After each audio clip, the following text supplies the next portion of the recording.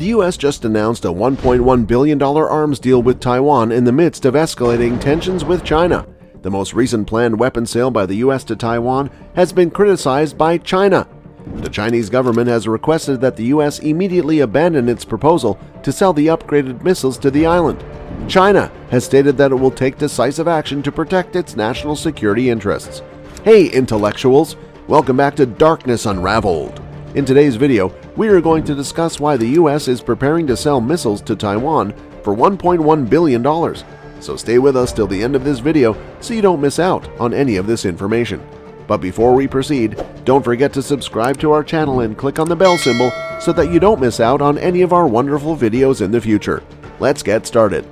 China has threatened to take countermeasures after the U.S. State Department gave its approval to a potential transfer of military equipment to Taiwan in the amount of $1.1 billion.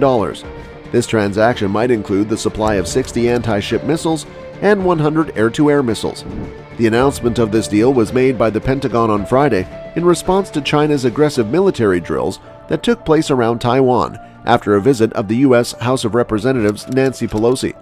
She is the all-time highest-ranking official from the U.S. to travel to the capital of Taiwan, Taipei.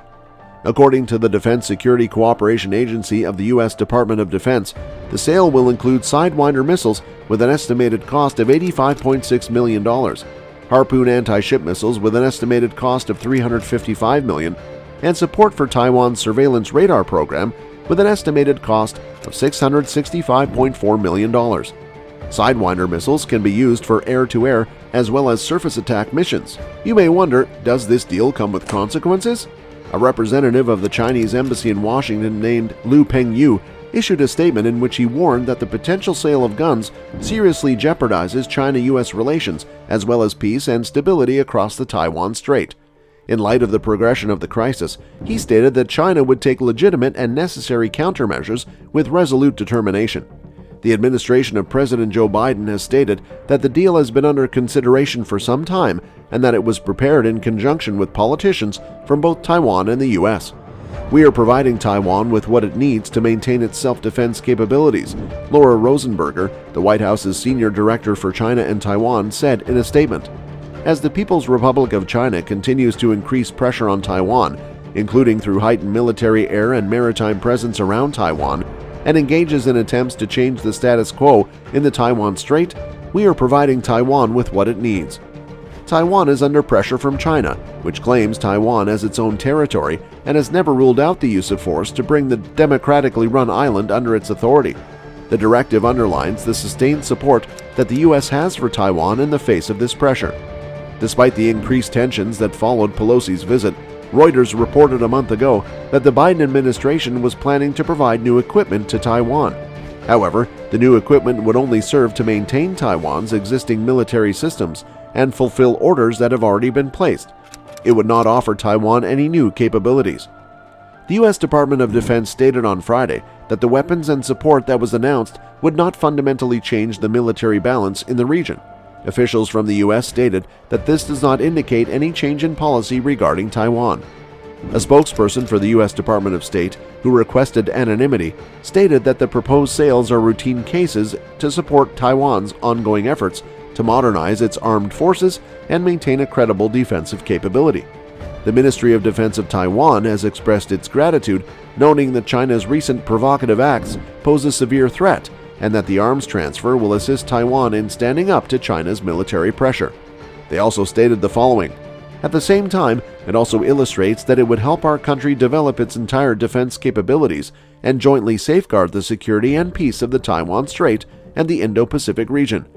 The head of the U.S.-Taiwan Business Council, Rupert Hammond Chambers, stated that his organization was opposed to what he referred to as a restricted approach to the supply of armaments to Taiwan.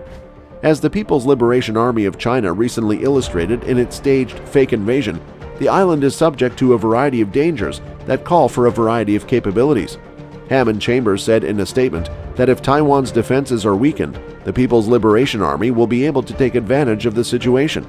This will happen if the island is prevented from mounting a full defense. So when is the deal going to happen? Firstly, the Congress is required to evaluate the purchases, but thus far both Democratic and Republican legislative aides have stated that they do not anticipate any opposition to the measure. Since Pelosi's trip, there have been at least 2 further visits to Taiwan by members of Congress from both parties, as well as by governors of U.S. states. All of these trips, along with Pelosi's, have been condemned by Beijing. However, there was also another incident that led to a shakeup between the U.S., China, and Taiwan. The video feed of a Taiwanese minister who was speaking at the virtual U.S.-led Summit for Democracy the week before was cut off after a map she presented showed Taiwan in a different color than China, which claims sovereignty over the self-governing island. China has a claim to the island and asserts that Taiwan is part of China. After inviting Taiwan to participate in the summit as a show of support against increasing diplomatic and military pressure from China, the incident brought to light the official position that the U.S. is in regarding its unofficial relations with Taiwan. The U.S. had extended the invitation to Taiwan in order to demonstrate support for the island. Since moving its recognition to the People's Republic of China in 1979, the U.S. has adhered to the One China doctrine in its foreign policy. The U.S. Department of State has defended the sudden deletion of the video feed by claiming that it was an honest mistake caused by the moderator's confusion over screen sharing. Taiwan was colored green, making it the only regional entity portrayed as open, while all the others, including several U.S. allies and partners, were labeled as being closed, repressed, obstructed, or narrowed. The map displayed the majority of Asia. Taiwan was the only regional entity portrayed as being open. The countries of China, Laos, Vietnam, and North Korea were marked with a red closed designation on the map. A few minutes later, when the moderator went back to Audrey Tang, there was no video of her. There was only audio, along with a screenshot that was captioned, "Minister Audrey Tang, Taiwan." After some time had passed, a disclaimer was shown on screen which stated as follows: "Any ideas expressed by individuals on this panel are those of the individual and do not necessarily reflect the views of the U.S. government." Taipei was upset that Washington had complained about the presentation, and Washington was upset that Taipei had protested that Tang's film had been cut. Sources have revealed that one of the reasons for the strong reaction from the U.S.